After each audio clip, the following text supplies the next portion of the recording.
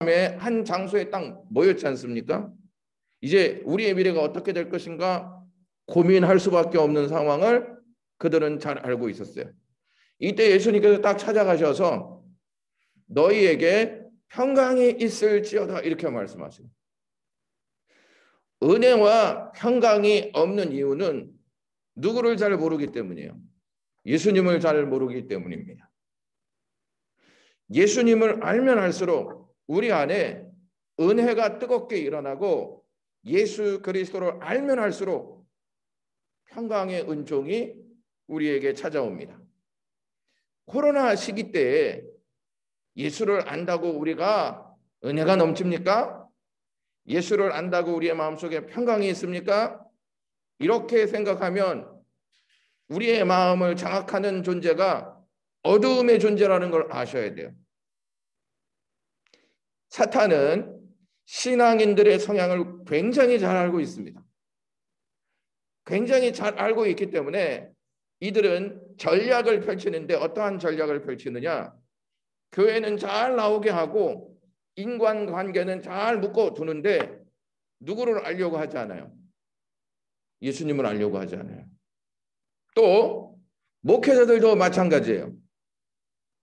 여러 가지 성경 지식을 말한다고는 하지만 예수를 말하지 않고 예수를 알려주지 않으면 성도들은 잘못된 길로 가고 잘못된 지식을 갖게 되어집니다.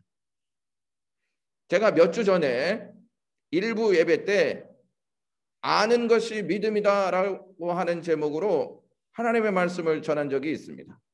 아는 것이 믿음이 됩니다. 예수를 알면 그것이 믿음이 되고 그 믿음이 은혜와 평강의 역사를 깨닫게 되어지는 통로가 되어진다는 점을 아셔야 돼요. 그래서 우리는 예수 그리스도를 알고자 하는 노력이 있는가? 이것을 생각해 보셔야 합니다.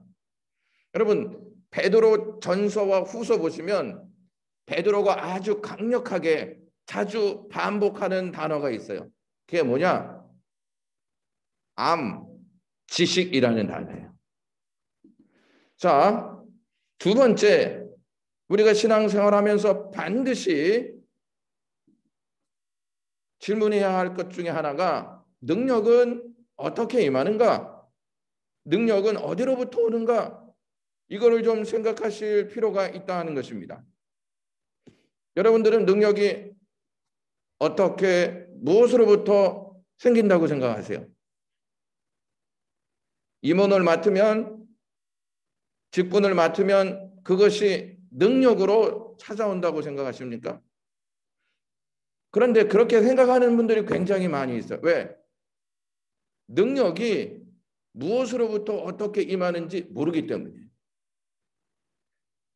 자, 베드로전서 1장 3절에 이렇게 얘기해요. 그의 신기한 능력으로 생명과 경건에 속한 모든 것을 우리에게 주셨으니 이는 자기의 영광과 덕으로서 우리를 부르신 이를 어떻게 함으로 알므로 말미암았느니라 이렇게 얘기해요. 신기한 능력을 우리를 부르신 예수 그리스도를 알므로 깨닫게 된다는 거예요. 여러분, 은혜와 평강이 주님께로 오잖아요. 주님이 능력이 없으면 절대 우리에게 은혜와 평강을 주실 수 있는 권세가 없어요. 절대적으로 필요한 은혜와 평강을 주시는 분은 예수님이시잖아요.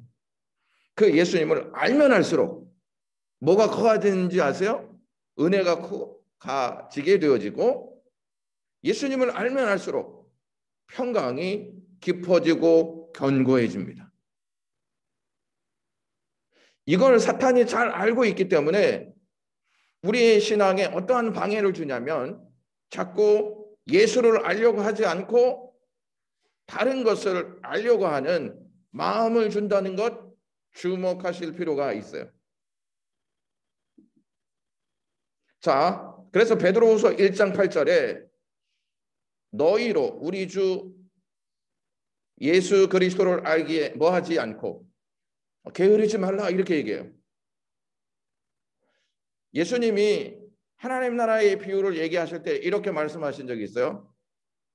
악하고 게으른 종아 이렇게 말하고 있어요. 악과 게으른 건 같이 가요? 아니면 분리돼서 가요? 같이 가요. 같이 가요. 베드로가 우리에게 그리스도 알기를 게으르지 말라 이렇게 말하고 있어요. 게으르게 되면 은혜와 평강을 느끼지 못하고 예수 그리스도를 알게 되어주는 이 우리의 마음가짐이 자꾸 말씀에서 벗어나는 일들이 더해진다는 것입니다. 그래서 우리가 다른 건 잘 몰라도 주님 알기에 부지런해야 합니다. 아, 목사님 너무 바빠가지고 이거 어떻게 해야 할지 모르겠습니다. 어떻게 해야 할지 모르시는 분들은 성경 공부에 들어오시면 됩니다. 바빠서 못하겠습니다. 이런 분들은 녹화로 올려놨습니다. 그래서 변명의 여지가 이제 없습니다. 예. 우리가 이러한 것들을 다 알고 있기 때문에 변명의 여지가 없다 하는 것을 아시면 될 것 같습니다. 그 다음에 마지막으로 신앙생활하면서 반드시 해야 할 질문이 뭐냐? 성경은 무엇으로 자라가라고 말하는가? 성경은 우리한테 자라가라고 말해요. 너희들 바쁘니까 그냥 잘 지내 이렇게 말하지 않아요. 좀 여유롭게 해 이렇게 말하지 않아요. 대충 해 적당히 해야지 이렇게 말하지 않고 자라가라고 말해요. 자라가라고. 아이들이 자라가는 모습을 보면서 부모가 흐뭇하지 않았습니까? 그러면 하나님도 우리가 자라가기를 원하세요. 제자리에 머물러 있기를 원하지 않습니다. 신앙생활 10년을 넘게 했는데도 제자리, 직분을 가지고 있는데도 제자리, 모태의 신앙이어도 제자리, 교육자가 제자리라고 한다면 무슨 의미가 있겠냐 하는 거예요. 그러니까 교육자나 모든 평신도들이나 다 자라가야 될까요? 멈춰서 있어야 될까요? 자라가야 돼요. 어떻게 자라가느냐? 이렇게 베드로후서 3장 18절 이야기합니다. 오직 우리 주 곧 구주 예수 그리스도의 은혜와 그를 아는 지식에서 어떻게 알아? 자라가라. 자꾸 이 베드로가 예수를 알아야 된다. 아는 지식으로 자라가라. 이것을 계속 이야기해 주고 있어요. 베드로는 예수님 곁에서 3년 동안 따라다녔던 제자예요. 이 제자가 무엇을 주목하고 있냐면 예수님을 알아야 된다. 왜 베드로가 이런 말을 했을까요? 예수님을 제대로 몰랐을 때 예수님을 부인하게 되었어요. 예수님을 잘못 알았기 때문에 십자가의 현장에서 제자들이 다 도망갔단 말이죠. 무슨 말이냐면 예수 그리스도를 아는 지식으로 자라가지 않으면 어떠한 상황이 되면 자기와 같이 부인할 수도 있고 힘들고 고난스러운 일이 찾아왔을 때 제자들처럼 도망갈 수 있다는 분명한 의미를 담고 말씀하고 있는 거예요. 예수 그리스도 안에서 예수 그리스도를 자꾸 알아가는 삶을 살잖아요. 그러면 영광이 이제와 영원한 날까지 그에게 있을지어다. 영광과 영원한 날이 예수 그리스도께 다 있기 때문에 예수님을 알면 알수록 영광의 나라가 보이고 예수 그리스도를 알면 알수록 영원한 세계가 보이는 거예요. 예수님을 잘 모르잖아요. 육신으로 세상을 보게 되고 안목의 정욕으로 나의 인생을 생각하게 되어지고 이 생의 자랑거리로 내 미래를 생각하는 마음을 갖게 된다는 점을 여기서 인식하실 필요가 있습니다. 그래서 우리는 늘 고민하시고 물으셔야 돼요. 나는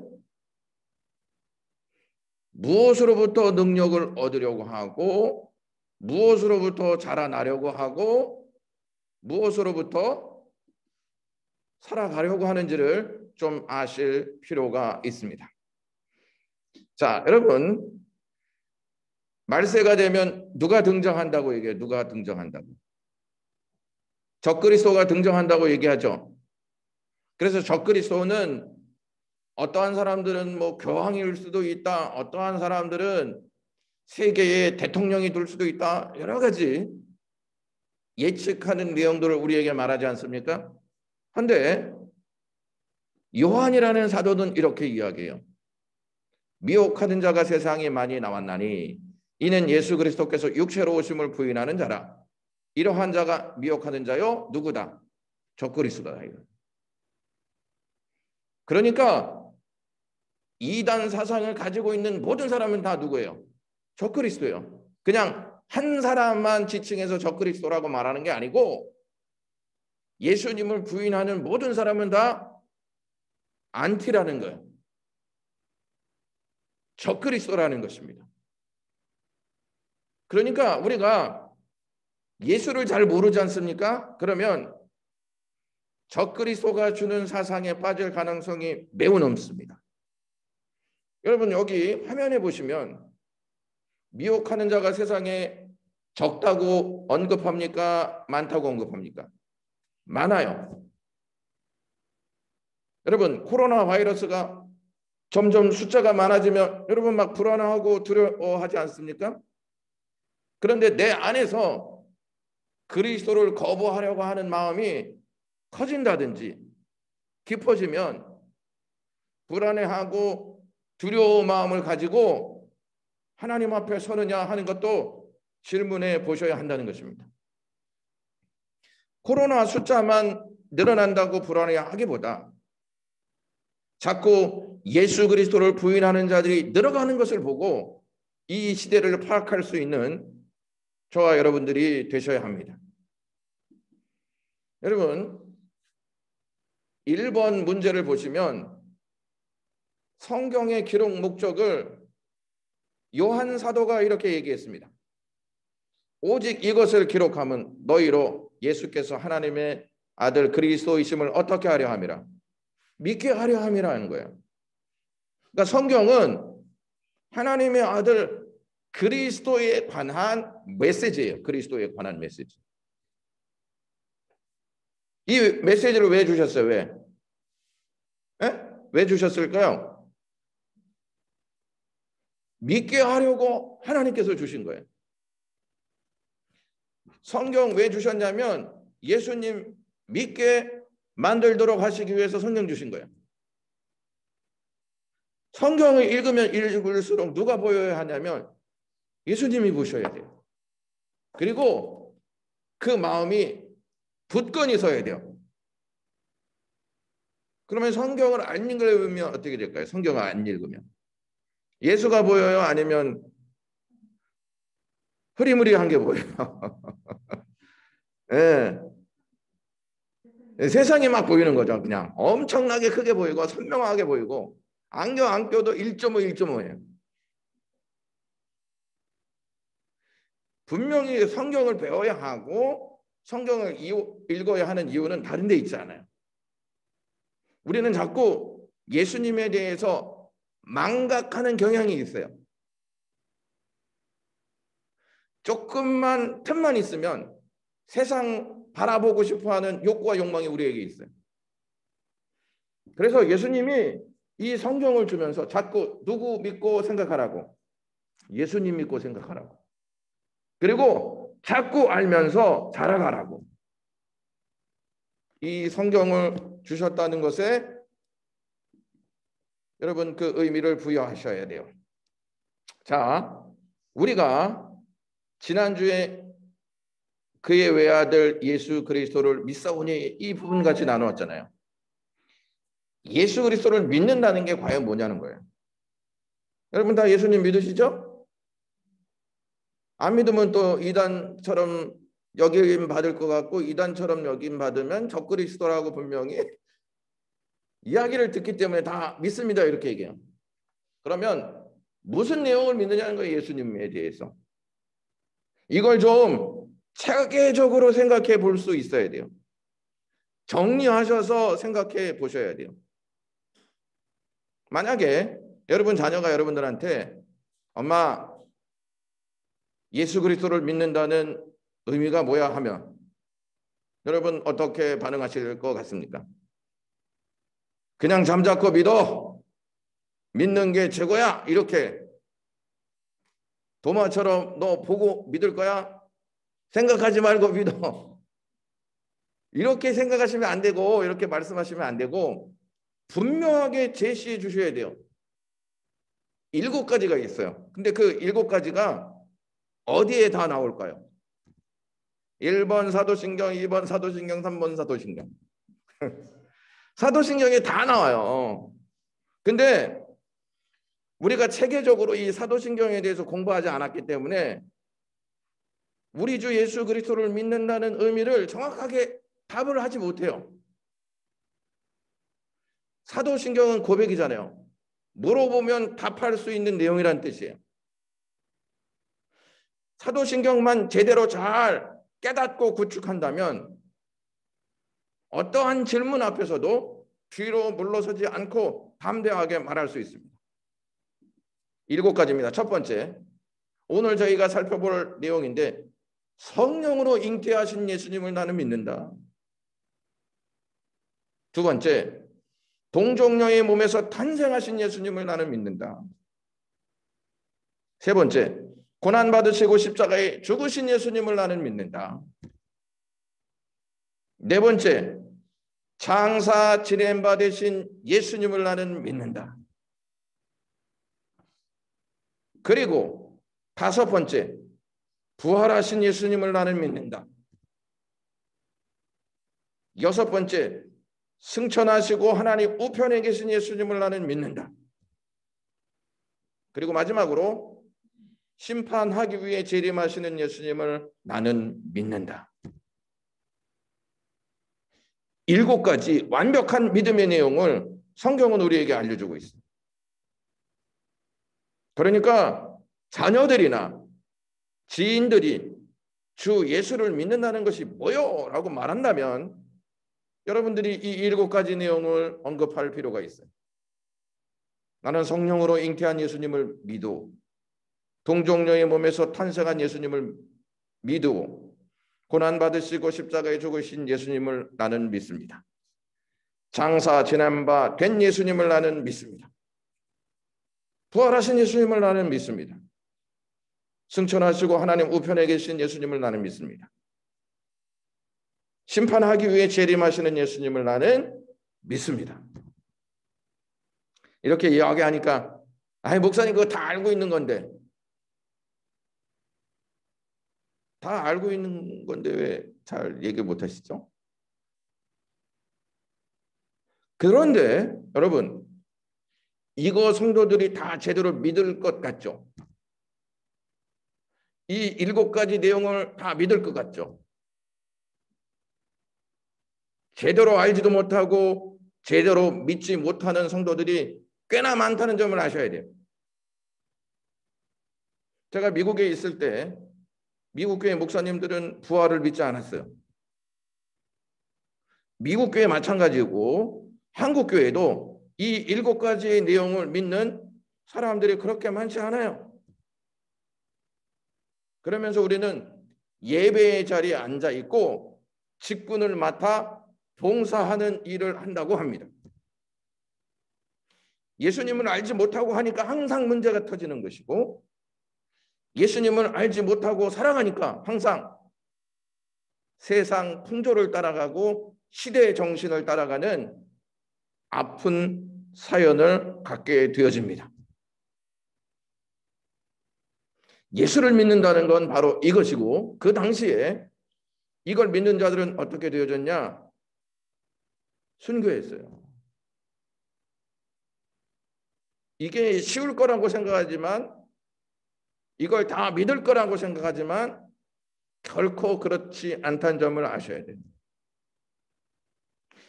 이 믿음의 내용이 분명하게 세워지면 순교할 수 있는 마음가짐도 생기게 되어집니다.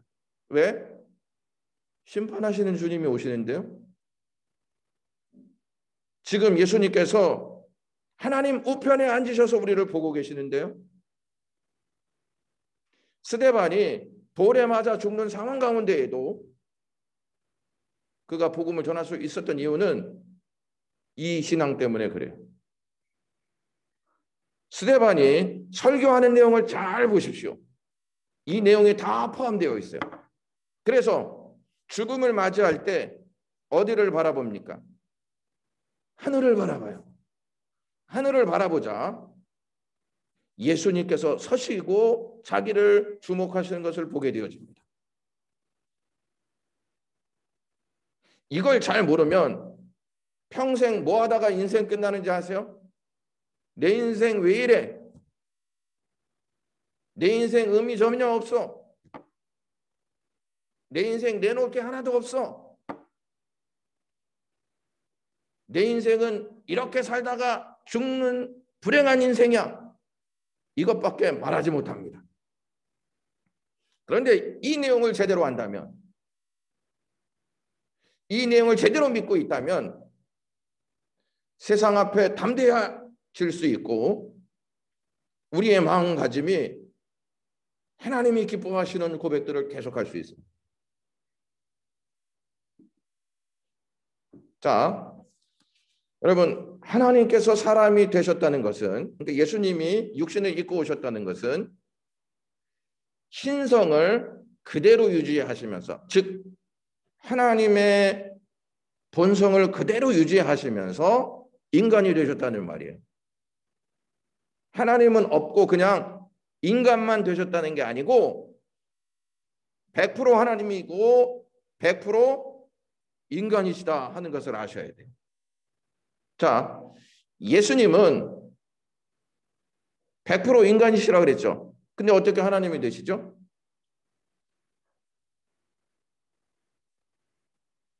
우리는 항상 인간의 역사를 생각할 때 잉태를 기준으로 생각해요. 예수님은 잉태하시기 전에는 인간이라면 없을 수도 있지 않는가, 이러한 문제들이 초대교회 당시에 굉장히 많이 주장들을 해왔습니다. 인간이 어떻게 이 세상에 오기 전에 있어? 그래서 예수님의 신성을 부인했어요. 그냥 예수님은 인간이야. 그 이상을 생각하면 안 돼. 자꾸 이러한 이단 사상들이 계속 나타났단 말이죠. 근데 예수님은 세상에 오시기 전에 이미 존재하셨어요. 자, 그걸 어떻게 알 수 있느냐? 여기 한번 보시면 태초에 말씀이 계시니라. 이 말씀이 하나님과 함께 계셨으니 이 말씀은 곧 하나님이시라. 그가 태초에 하나님과 함께 계셨고 만물이 그로 말미암아 뭐한 바 되었으니 지은 바 되었으니 지은 것이 하나도 그가 없이는 된 것이 없느니라. 예수님은 인간을 입고 태어나셨지만 이미 하나님과 함께 계셨고 창조의 역사에 함께 능력을 행사하셨던 분이 예수님이세요. 그래서 예수님은 100% 하나님이시고 100% 인간이에요. 여러분, 이제 조금씩 어려워질 수 있는 내용들이 좀 들어가는데 역사 속에서 오리겐이라고 하는 이 신학자가 있어요. 이 신학자가 잘 들으세요. 하나님과 인성이 어떠한 관계가 있고 어떻게 이해되는지를 이렇게 설명했어요. 여러분, 철을 불 속에 딱 넣지 않습니까? 그러면 그게 막 달궈지잖아요. 밖에서 보면 그것이 불과 똑같은 역사를 보여요. 그러면 철을 딱 만지면 불의 속성이 있어요, 없어요?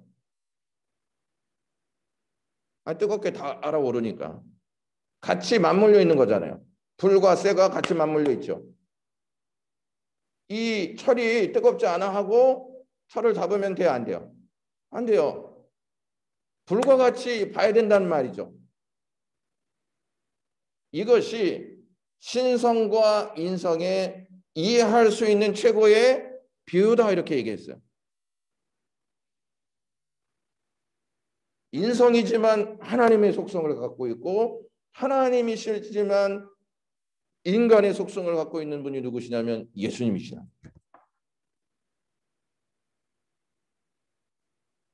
어려우시죠?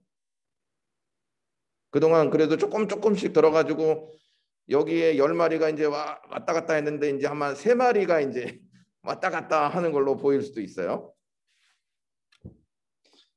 그러니까 뭐냐면 예수님은 완벽한 인간으로 오시고 완벽한 하나님으로 오셨다는 거예요. 이거를 부인하면 적그리스도예요. 이걸 부인하면 이단이고 이걸 부인하면 사탄의 자식이에요. 여러분들이 이것을 분별할 수 있는 기준점으로 딱 세워야 돼요. 누가 와서 예수님은 신성이 없는 분이야 이렇게 이야기하면 이단이에요, 아니에요? 이단이요. 그리고 어떤 분이 와서 예수님은 인간이시긴 한데 완벽한 인간은 아니야 이렇게 얘기하면 이단이에요, 이단. 90% 인간이고 110% 하나님이야 이렇게 이야기하면 이단이에요, 3단이에요? 2단이고 3단이에요. 이 사람들은 100% 인간이고 100% 하나님이시다. 이거를 반드시 기억하셔야 돼요. 자, 여러분, 이게 우리가 잘 이해가 안 되는 부분이잖아요. 어떻게 하나님이 인간을 입고 이 땅에 오시냐. 그래서 이거는 신비의 역사에 담아둬요. 신비의 역사다. 우리가 다 이해할 수 있을 정도로 하나님이 역사하셨다? 그럼 우리는 하나님과 동급이에요. 자, 성령으로 잉태된 사실을 요셉과 마리아가 알았어요. 그들은 수긍하고 가만히 있지 않았어요. 수긍했어요. 그러니까 잉태했죠. 여러분, 이스라엘 문화를 보면 약혼을 하잖아요. 그러면 1년 동안 관계를 맺지 않아요. 1년 동안. 왜 그런지 아세요? 왜 1년 동안 관계를 맺지 않을까요? 이 여자가 순결한가 순결하지 않는가를 보는 거예요. 근데 약혼한 사이에 마리아가 아이를 가졌어요. 그래서 요셉은 가만히 끊고자 했어요. 누구를 위해서? 이 마리아를 위해서. 그런데 하나님이 요셉에게도 찾아가시고 마리아에게도 찾아가셔서 무엇으로 잉태된 것이다? 성령으로 잉태된 것이다. 요셉 인간이에요, 아니에요? 마리아는요? 인간이죠. 그러면 우리와 똑같은 생각을 할 수 있을까요, 없을까요? 있죠. 이해할 수도 있고 이해할 수 없는 상황이죠. 근데 그들은 받아들였어요, 안 받아들였어요? 받아들였어요. 그러니까 여러분, 주위에서 그런 게 어딨어? 예수님이 성령으로 잉태돼? 그런 게 어딨어? 예수님이 처녀의 몸에서 나왔어? 그런 게 어딨어? 이렇게 사람들이 말한다 할지라도 중요한 것은 내 믿음의 문제라는 거예요.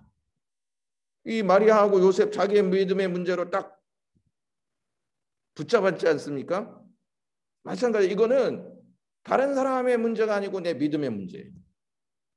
내가 믿고 있느냐 믿고 있지 않느냐에 따라서 받아들이느냐 받아들이지 않느냐가 결정돼요. 성경을 잘 보지 않지 않습니까? 그러면 하나님의 이 역사들이 하나도 받아들여지지 않아요. 자꾸 성경을 읽고 하나님의 말씀이 내 안에서 자꾸 요동될 때 이 말씀들이 굳게 내 심장을 지킨다는 점을 아실 필요가 있어요. 세상 사람들이 아무리 그것이 옳지 않다고 말해도 우리가 믿고 나가면 하나님께 영광이 되어지는 것입니다. 여러분, 마리아가 엘리사벳 세례 요한의 엄마를 만났지 않습니까? 만났을 때 아이가 막 기뻐 뛰었다고 이야기합니다. 누가복음 1장 41절에는 엘리사벳은 성령으로 충만했다 이렇게 얘기해요. 그렇죠? 성령으로 잉태됐잖아요.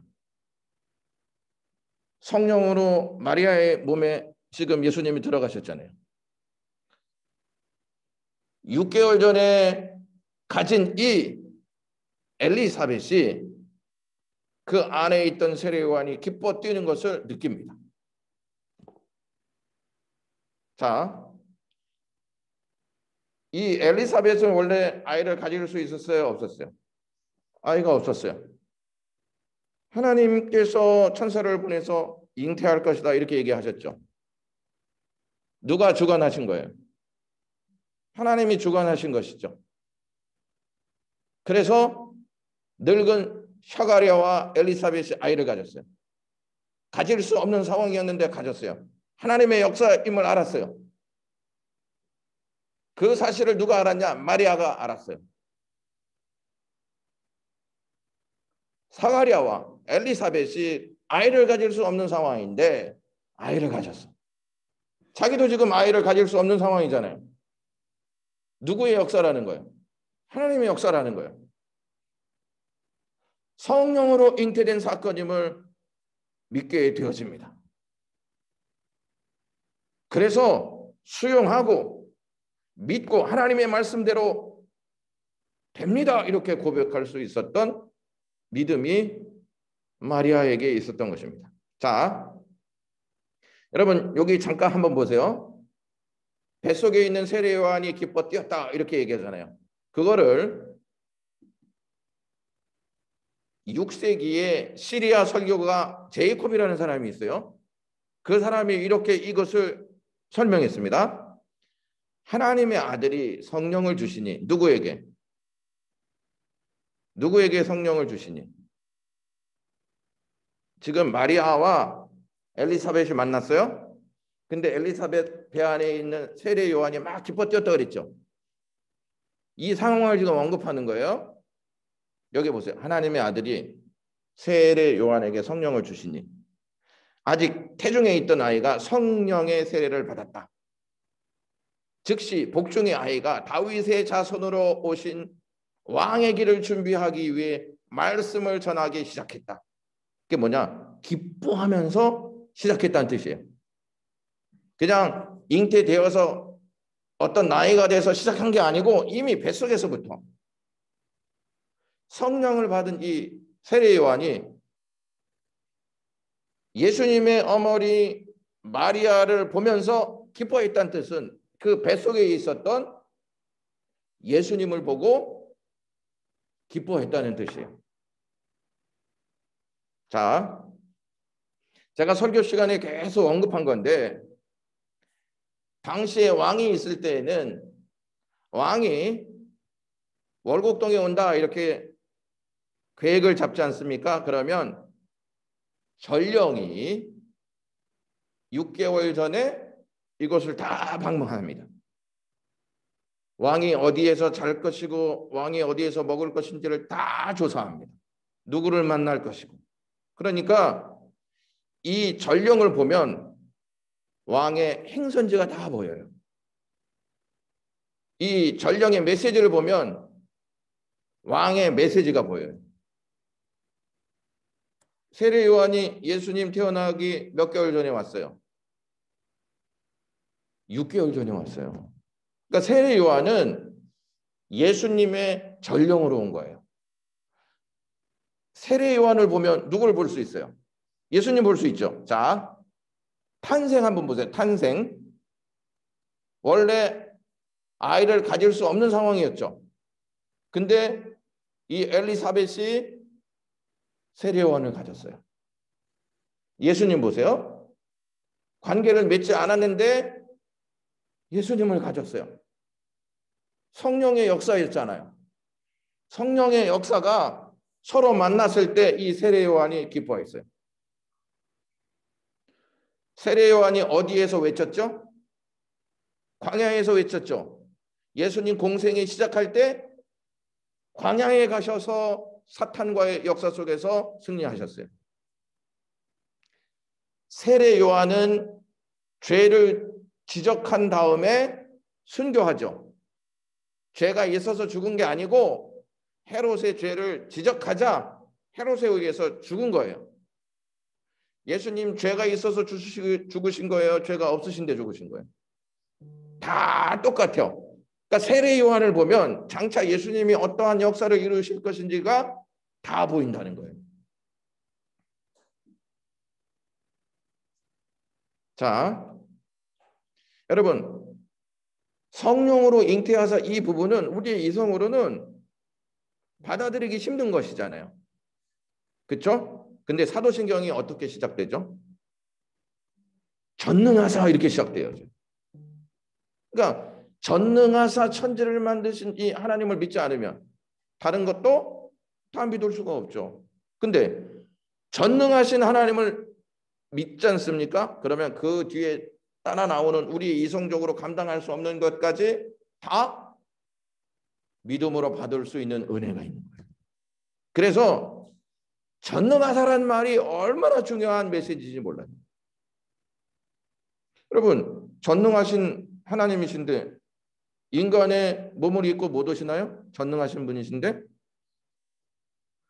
전능하신 분이신데 여자의 몸에 들어가셔서 여자의 자궁에 들어가셔서 잉태하지 못하시는 이유가 뭐가 있나요? 여러분 구약 성경에 말이죠. 구약 성경에 긍휼이라는 단어가 있어요. 긍휼. 하나님은 우리를 긍휼히 여기셨다는 단어가 있어요. 긍휼. 이 긍휼하고 똑같은 단어가 자궁이라는 뜻이에요. 긍휼은 어린 태아를 이렇게 품는 것처럼 우리를 품으신다는 뜻이에요. 자궁도 마찬가지죠. 아이의 생명을 이렇게 품고 있죠. 그래서 긍휼과 자궁이 똑같은 단어예요.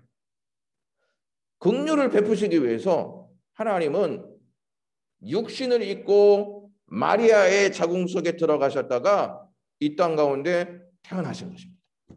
전능하신 하나님이시기 때문에. 만약에 이걸 못하신다? 하나님은 전능하신 분이 아니시다? 그러면 우리가 이 하나님을 믿는데 꽤나 지장이 많겠죠.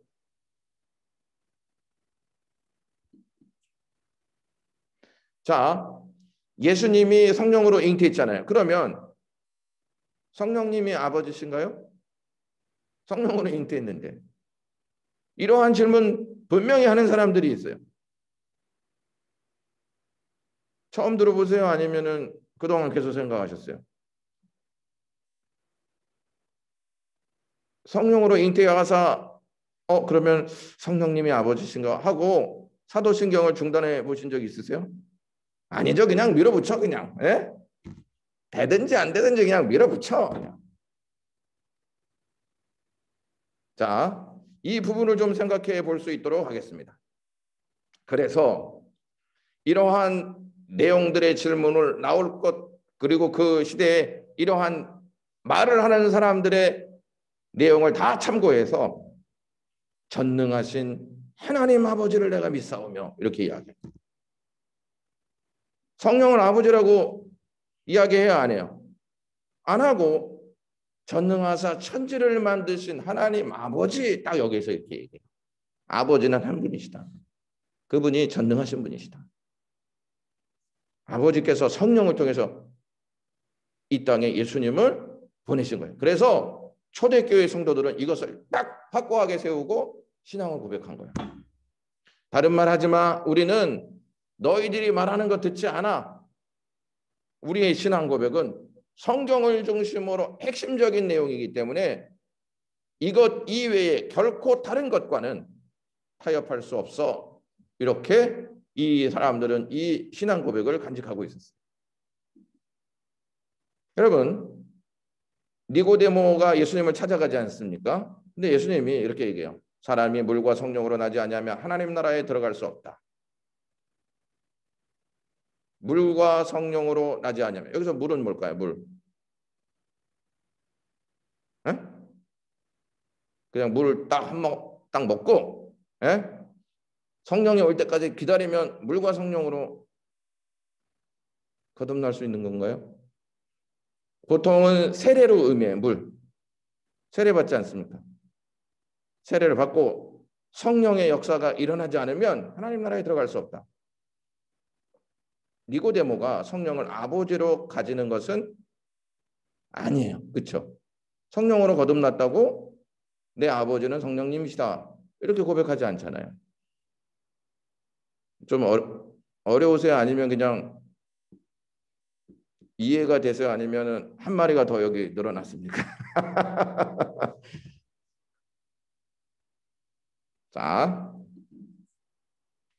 자, 창조의 역사를 한번 딱 생각해 보시면요. 하나님이 무에서 유를 창조하시잖아요. 그때 이렇게 이야기해요. 창세기 2장 2절에 땅이 혼돈하고 공허하며 흑암이 깊음 위에 있고 하나님의 영은, 그러니까 성령은 수면 위에 운행하니라. 성령은 감쌌다는 말이에요. 네? 성령의 역사가 감싸자. 하나님의 말씀이 들어가고 하나님의 말씀이 선포되자 잉태되어지는 역사가 일어나죠. 네?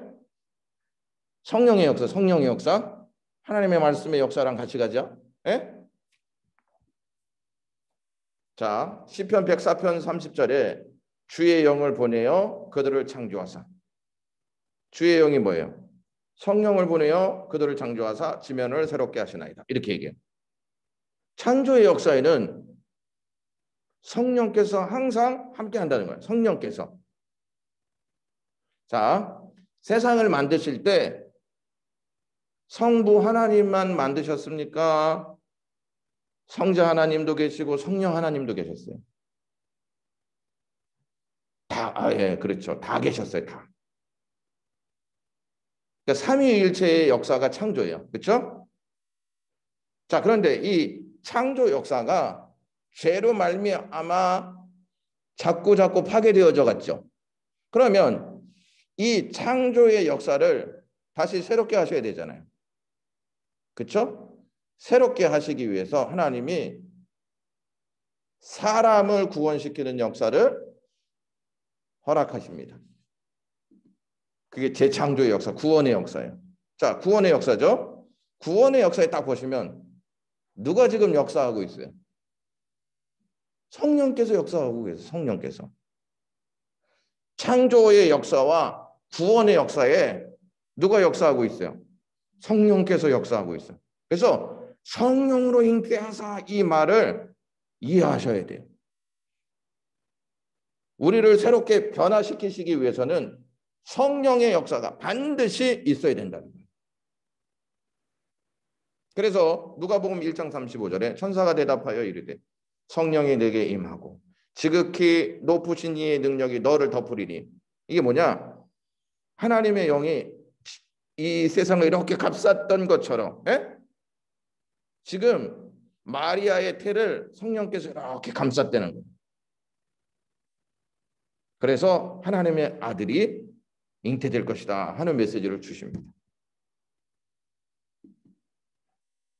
자, 여기를 좀 잘 생각해 보셔야 돼요. 하나님이 흙으로 사람을 딱 만드셨죠. 흙으로 딱 사람이 만들어졌다고 바로 살아서 존재하는 역사가 됐을까요? 아니에요. 생명을 불어넣으셨다 이렇게 얘기했죠.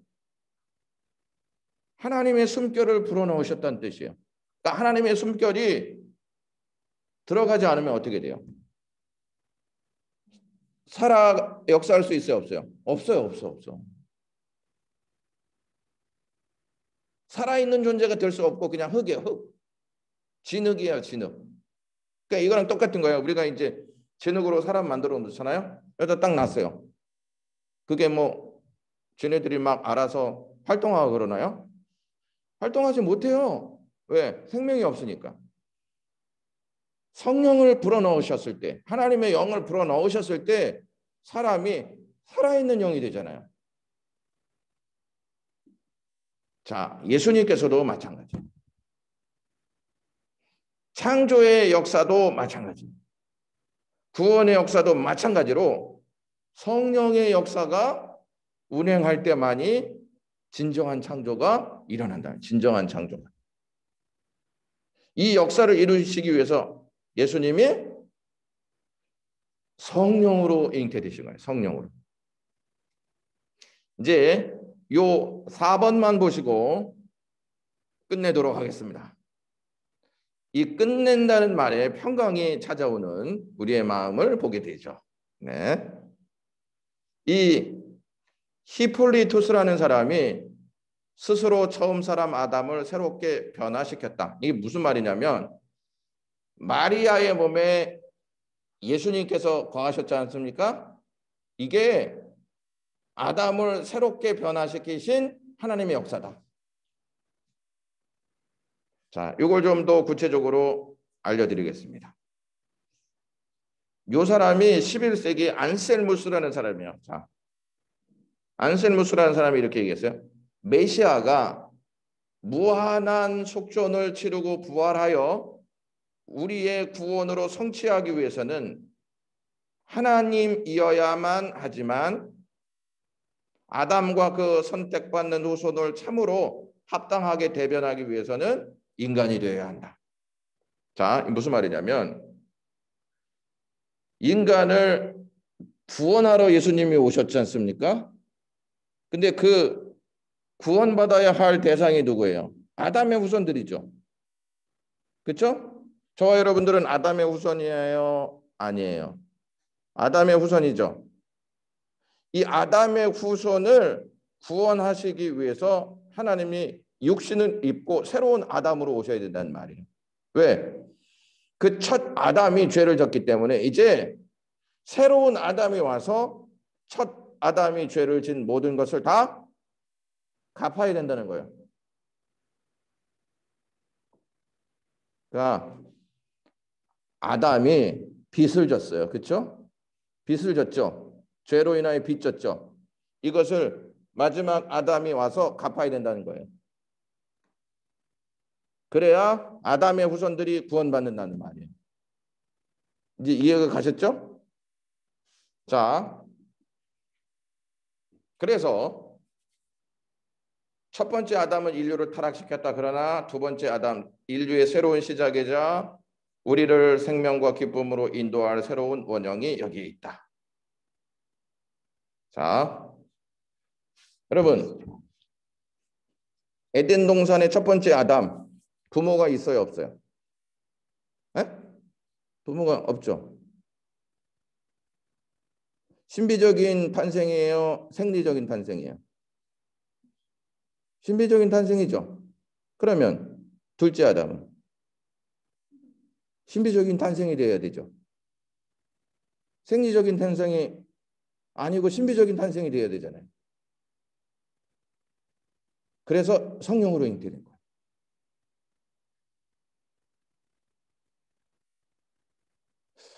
가물가물하신가요? 이렇게 잡으려고 해도 이게 싹 달아나나요? 다시 말씀드리면 첫 번째 아담은 생리적으로 태어난 존재가 아니에요. 신비적인 존재예요. 그렇죠? 하나님이 흙으로 만드시고 생명을 불어넣으셨잖아요. 마지막 아담 역시 신비적인 탄생이 되어야 된단 말이죠. 만약에 아담이 생리적 탄생으로 태어났다. 그럼 예수님 생리적인 탄생으로 태어나시지 않으면 이상하죠. 근데 신비적인 것과 신비적인 것이잖아요. 만약에 예수님이 아담의 씨를 통해서 요셉의 씨를 가지고 딱 태어났다. 그럼 문제가 생겨요. 무슨 문제가 생길까요? 목사님, 우리 항상 문제가 있어가지고 무슨 문제가 있을까요? 예수님은 죄 없이 태어나셔야 돼요? 죄를 가지고 태어나셔야 돼요? 죄 없이 태어나야 되죠. 근데 만약에 요셉의 씨를 가지고 태어나잖아요. 원죄를 가지고 태어나는 거예요. 그렇죠? 그럼 예수님이 십자가에서 우리를 위해서 구원하실 수 있어요, 없어요? 없어요. 자기를 위해서 죽는 거예요. 그래서 예수님은 뭐가 없어야 돼요? 죄가 없어야 돼요. 그럼 어떻게 태어나셔야 돼요? 성령으로 태어나셔야 돼요.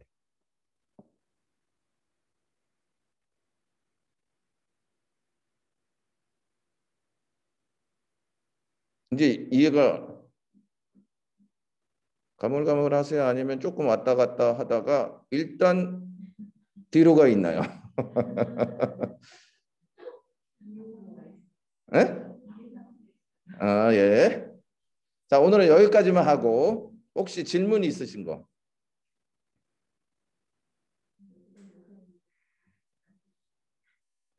이제 다 가르쳐 주셨는데 이제 일어나서 나가는 순간 그게 이제 어디 갔는지.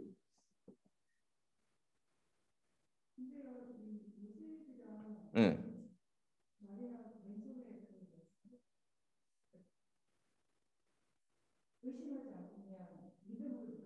응. 주변인들은 예. 음. 그러니까 이제 이거예요. 뭐냐? 누가 수용을 한 거예요? 요셉이 수용한 거죠. 그러면 요셉이 수용했다는 말은 더 이상 생각 안 했겠죠. 더 이상 생각 만약에 그냥 끊어 여러분 마리아 아주 나쁜 짓 했대요 하고서 딱 끊어버렸다. 그러면 돌에 맞아 죽죠. 근데 수용했다는 말은 어떤 뜻이 있냐면 사람들에게 비춰졌을 때 아 요셉의 아들이구나. 그래서 주위에 있는 사람들이 자꾸 이렇게 얘기해요. 아 목수의 아들이 아니냐? 요셉의 아들이 아니냐 이렇게 얘기를 해요. 성경 보시면 그 사람들은 요셉의 아들이라고 다 생각했던 거예요. 그러니까 이제 이럴 수도 있죠. 요셉이 속도 위반했대 이렇게 할 수도 있죠. 여러분 그 당시에 있지 않아요? 예? 얼마나 여성이 괴로운 삶을 살았냐면 남편이 이 여자 뒷모습 보고 아 진짜 실망이다. 그러면 이혼의 대상이 딱 됐어요. 이혼의 대상. 그리고 음식을 차렸는데 아 진짜 이거 너무 맛없네. 그러면 그게 다 이혼의 대상이 됐어요. 그러니까 여자는 남자가 어떻게 하느냐에 따라서 운명이 달라졌어요. 네, 여기서 이제 주여가 나옵니다. 이 주여가 나온다는 의미는 야 내가 그때 안 태어나길 진짜 잘했다 이제 이런 뜻이죠. 네.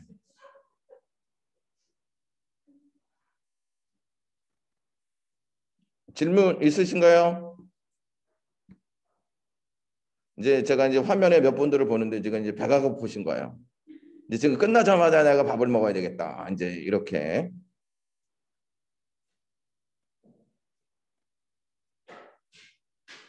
자, 질문이 없으시면은